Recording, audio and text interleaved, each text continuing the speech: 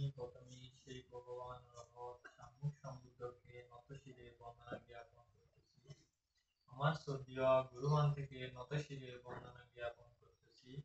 উপস্থিত শ্রদ্ধেয় রাধানন্দবান থেকে নতশিরে বন্দনা জ্ঞাপন করতেছি এবং শ্রদ্ধেয় বড় সম্বন্ধে নতশিরে বন্দনা জ্ঞাপন করতেছি এবং ছোটকে পুণ্যদান এবং ছোট সম্বন্ধে পুণ্যদান এবং আশীর্বাদ জানাচ্ছি। উপাসক উপাসিকাদেরও পুণ্যদান এবং আশীর্বাদ জানাচ্ছি।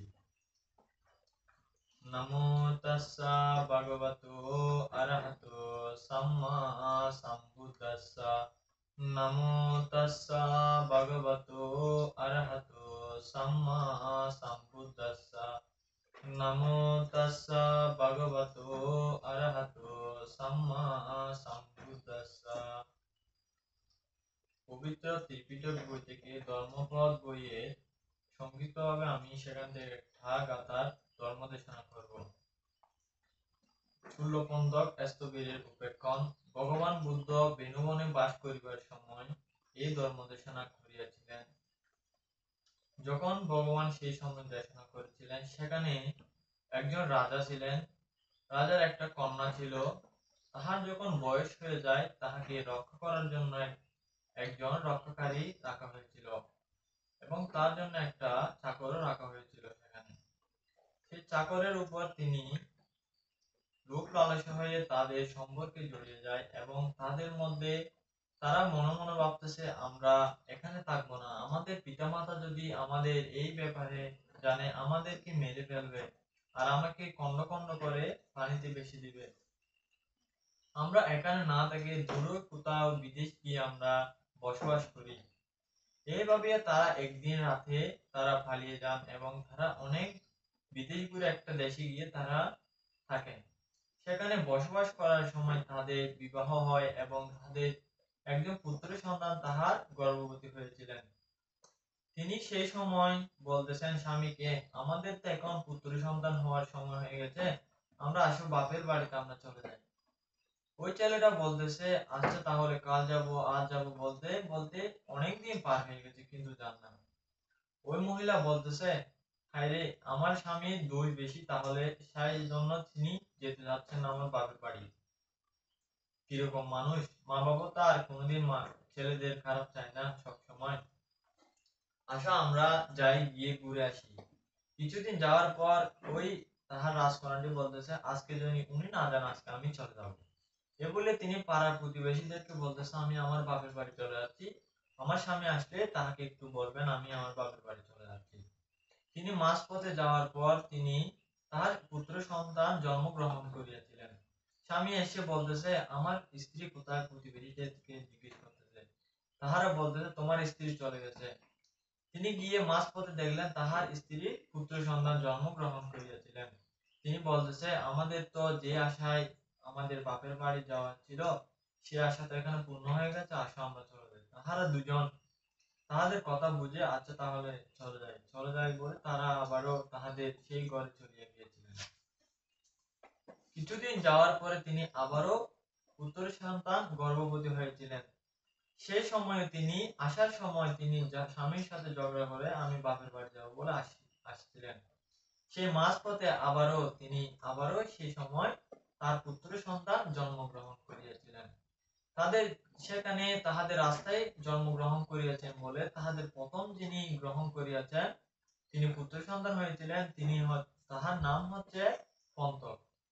আর যে ছোট ছিলেন তাহার নাম হচ্ছে শূলপন্তক, আর মহাপন্তক আর শূলপন্তক।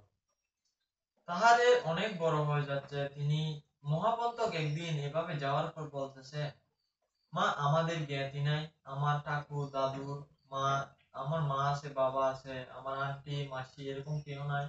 সবাই কি সুন্দর ভাবে তাদের ঠাকুর দাদু বলতেছে, আমরা কাউকে দেখতেছি না কেন?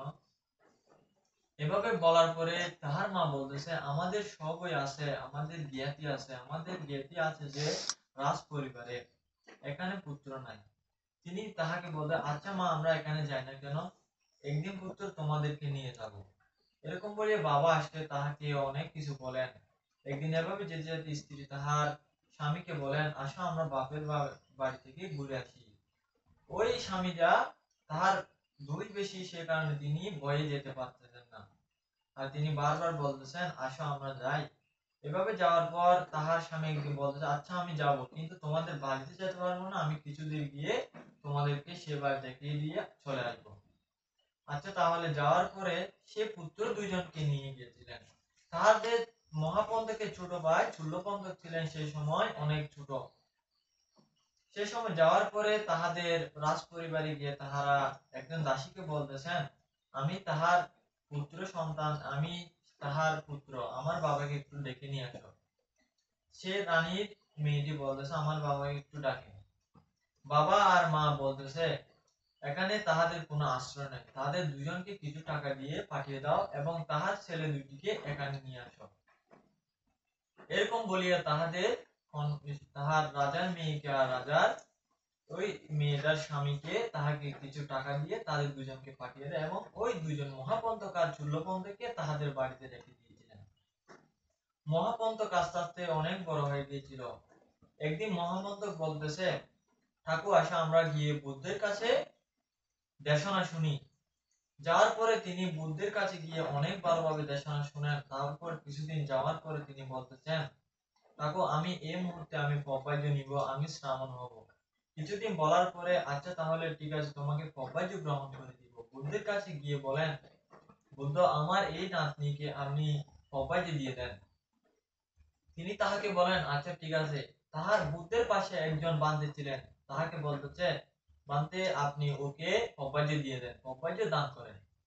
তিনি পপাইজ দান করার পরে তিনি সেখানে থাকেন এবং তিনি কিছু বছর যাওয়ার পরে তিনি বান্তে হওয়ার জন্য চেষ্টা করতেছেন। তিনি উনি বান্তে হয়ে গিয়েছিলেন কিছুদিন হওয়ার পরে। তিনি বান্তে হয়ে তাহার ছোট ভাই চুল্লপন্তকের কথা ভাবতেছেন আমার ছোট ভাইকে যদি আমি এই মন্দিরে এনে বুদ্ধের কাছে আমি তাহাকে পপাইজ দিতে পারি এরকম ভাবতেছেন।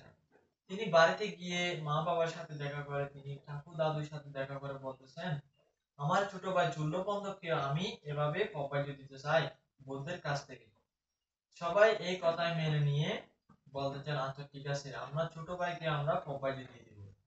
তিনি পপাইজ দেওয়ার জন্য বিহারে নিয়ে বুদ্ধের কাছে পপাইজ দিয়েছিলেন।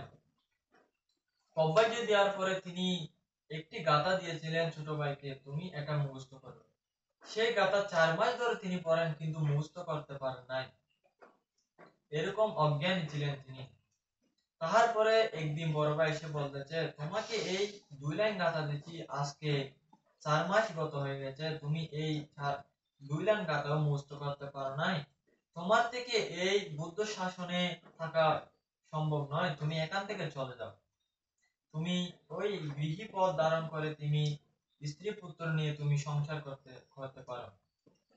তিনি মনে মনে ভাবতেছেন আমি আজকে মূর্খ বলে আমার ভাইও আমাকে পর করে দিতে চাচ্ছে, আমাকে পাঠিয়ে দিচ্ছে বুদ্ধের শাসন থেকে। এভাবে বাবার পরে তিনি একদিন বলতেছেন আমি চলে যাব। তিনি সে সময় চলে যাওয়ার পরে তিনি কিছুদিন ছিলেন। সে সময় একজন উপাসক এসে বুদ্ধের কাছে বলতেছেন ভগবান আপনার কাছে কতজন ভিক্ষু শ্রামণ আছে, আমি তাদেরকে পান করতে চাই, আমার বাড়িতে নিয়ে গিয়ে তাকে স্বয়ং আর সূত্র পাঠ করানোর জন্য নিয়ে যেতে চাই। সেই সময় মহাপন্তক ছিলেন সেখানে, ওই যাহা পান করবেন তিনি সেগুলো গ্রহণ করে বান্ধ সমনের পান গ্রহণ করবেন। তিনি বলতেছেন আচ্ছা আমি ঠিক আছে আমি এই পান গ্রহণ করেছি, কিন্তু এখানে একজন চুল্লপন্তক বান্ধে আছেন, তিনি আজ 4 মাস ধরে একটি গাথাও মুখস্থ করতে পারেন নাই, তাহার জন্য আমি পান গ্রহণ করতে পারবো না, কারণ তিনি মূর্খ। সে উপাসক বলতেছে আচ্ছা ঠিক আছে বান্তে আপনারাই যাবেন। তিনি চুল্লপন্তক সে সময় অনেক কষ্ট পাওয়ার পরে তিনি তাহার কুটিরে গিয়ে তিনি জীবন ছেড়ে দিবে বলে যাচ্ছিলেন। সেই সময় তাহার কুটিরের সামনে বুদ্ধ এসে চক্রমণ করেছিলেন। সেই বুদ্ধকে দেখে বলতেছেন চুল্লপন্তক তুমি কোথায় যাচ্ছ? ভগবানকে বলতেছে আমার ভাই আমাকে বিহার থেকে বাহির করে দিয়েছেন, সেই জন্য আমি এই পব্বাইজ জীবন থাকবো না বলে আমি চলে যাচ্ছিলাম। তিনি বলতেছেন আচ্ছা তুমি এই গৃহী হয়ে এই সংসার জীবনে তোমার লাভটা কি হবে? বুদ্ধ আমি জানি না, কিন্তু আমি নেমে যাব। তুমি নামো না, তুমি তো আমার কথায় তুমি পব্যাজ্য নিয়েছিলে, এখন আমার কথায় তোমার থেকে থাকতে হবে, তুমি আমার কাছে কেন যাও নাই? তিনি বলতেছেন বুদ্ধ, তাহলে আমি এখন আপনার কাছেই থাকবো, আসো। বুদ্ধ তাহাকে এমন ভাবে জ্ঞান দেন, তিনি সেই সাথে সাথে তিনি সুধাপত্তি মার্গ ফল লাভ করিয়াছিলেন এবং তিনি অরহৎ ফল লাভ করিয়াছিলেন। সেই সময় একদিন যাওয়ার পরে পিণ্ডপাতের সময় তিনি বসেছিলেন সবার সাথে, সেখানে তাহার মহাপন্তক বানতে তাহার বড় ভাই ছিলেন। ভগবান বুদ্ধ সেই সময় পিণ্ডপাতের সময় বলতেছে, তুমি এই পিণ্ডপাত গ্রহণ করো এবং উৎসর্গ করে দাও। তাহার বড় ভাই মহাপন্তক বলতেছে, তিনি 4 মাস ধরে একটি 2 লাইন গাথা মুখস্থ করেন নাই, তিনি আবার কি পিণ্ডপাত গ্রহণ করবে, তিনি আবার কি উৎসর্গ করবেন? বুদ্ধ সেই সময় বলতেছে, তুমি কেন এত কথা বলতেছ? তিনি পারবেন এবং তিনি সবকিছু জানেন। তিনি সেই সাথে সাথে বুদ্ধের কথা শুনে তিনি এমন সুন্দরভাবে সূত্রপাত দিয়ে সেই পিণ্ডপাত গ্রহণ করিয়াছিলেন, সবাই অবাক হয়ে বড় করে সাধুবাদ দিয়েছিলেন। সেই সময় মহাপন্তক বলতেছে, বুদ্ধ এমন কি জাদু করেছিল, তারা বান্তেরা ছোট বান্তেরা আলোচনা করতেছে, বুদ্ধ এমন কি দান দিয়েছিল তাহাকে, কি জ্ঞান দিয়েছিল, এত সুন্দর করে তিনি সবকিছু বলে দিলেন। তিনি এগুলো কিভাবে পারেন? বুদ্ধ সে সময় সেগুলো শুনে তাহাদের, বান্তেরা তোমরা কি বলতেছ? না বুদ্ধ, আমরা কিছু বলতেছি না, তাহার ব্যাপারে বলতেছি, তিনি এই 4 মাস ধরে 2 লাইন গাথা মুখস্থ করতে পারেন নাই, এখন এত সুন্দর করে তিনি কিভাবে পারেন? মহাপন্তক একদিন বলতেছে, বিহারে কি ভিক্ষু সমন আছে কি, একটু গিয়ে দেখে আসো, একজন বান্তিকে বলতেছেন। বুদ্ধের কাছে গিয়ে দেখে আসো। সেই সময় সেখানে গিয়ে দেখেন একজন বান্তে, সেখানে একজন বান্তে সমন নাই। একজন বান্তে সমন না থাকায় তিনি মহাপন্তকের কাছে বান্তিকে এসে বলতেছেন, বান্তে এখানে তো বিহারে একজন বান্তে সমন নাই, আচ্ছা তাহলে তুমি বুদ্ধের কাছে গিয়ে দেখো সেখানে বান্তে সমনটা আছে কিনা। সেখানে গিয়ে দেখেন, বুদ্ধের কাছে জিজ্ঞাসা করতে গিয়ে দেখেন সেখানে 500 ভিক্ষু শ্রমণ সেই সময় চিবর শিলে করতেছিল এবং গাথা আবৃত্তি করতেছিল, আর অনেকে অনেক ধর্ম নিয়ে গবেষণা, ত্রিপিটক নিয়ে গবেষণা করতেছিল। সেখানে গিয়ে বলবে, তুমি চুল্লপন্তক বানতে, আপনি এরকম বলে স্থবির বানতে আপনি কোথায় বলে ডাক দিবেন। সেই সময় সেখানে চুল্লপন্তক নাম ধরে ডাক দেওয়ার সাথে সাথে এই 500 ভিক্ষু সমন একসাথে ডাক দিয়ে বলেন, আমি চুল্লপন্তক বলে ডাক দিলেন। কিন্তু ওই বান্দে বুঝতে পারে না আসলে চুল্লপন্তক কে। বুদ্ধের কাছে আসে বললেন, বুদ্ধ এখানে তো অনেক ভিক্ষু সমন, এখানে চুল্লপন্তক বানতে তো আমি বুঝতে পারতেছি না, এখানে যে প্রথমে ডাক দিবেন তাহার হাত ধরে অথবা তাহার চিবর ধরে তুমি ধরলে সাথে সাথে সবাই উদাও হয়ে যাবে। এবং তাহার এই বান্ধে সমান তাহার চিত্ত দিয়ে তিনি জ্ঞানের মাধ্যমে এগুলো আবিষ্কার করেছেন। তিনি এই হাজার হাজার বান্ধে সমান দেখতেছ, তিনি এই পুণ্যের পরে তিনি এই বান্ধে সম্বন্ধে আবিষ্কার করেছেন। তাহার পরে বলতেছে, আচ্ছা ভগবান, তিনি বান্ধেকে বলতেছেন, আচ্ছা আপনি তাহলে আমাদেরকে পিণ্ডপাতের জন্য সবাই গ্রহণ করার জন্য বসছিলেন। বসার পরে তিনি একদিন ভাবতে লাগলেন, ভগবান বুদ্ধের কাছে আমি আসি বলে আজকে আমি কত পুণ্য উপার্জন করতে পেরেছি, আজকে যদি আমি নেমে যেতাম আমার কি অবস্থা হতো।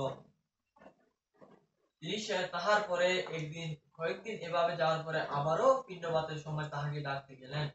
সেই সময়ে তিনি তাহার বান্ধব সম্বন্ধেরকে নিয়ে তিনি চুল্লপন্তক বান্ধের ধ্যান করতেছিলেন। সেই সময় যাওয়ার পরে এখানে আস্তে করে ডাক দেওয়ার সাথে সবাই বলে, আমি চুল্লপন্তক বান্ধে। সেখানে তিনি বুঝতে পারেন নাই চুল্লপন্তক বান্ধেটাকে। আবারও তিনি বুদ্ধের কাছে গিয়ে একইভাবে জিজ্ঞেস করলেন এবং বান্ধেকে বললেন, চুল্লপন্তক বান্ধে এভাবে ডাকার পরে একইভাবে প্রথমে যে ডাক দিয়েছিলেন তাহার চিবরের কোনা ধরে টান ধরলেন এবং ধরার সাথে সাথে সবাই উদাও হয়ে গেলেন।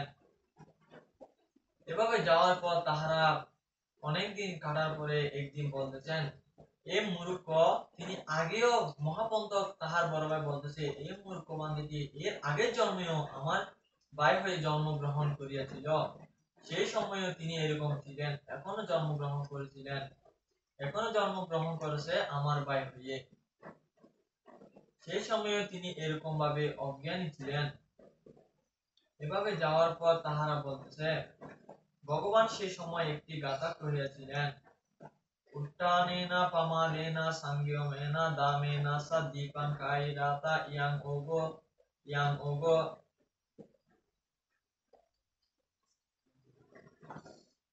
Damenassa Deepankayurata Yang Ogo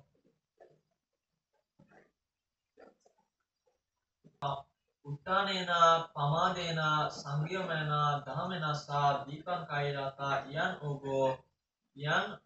Ogo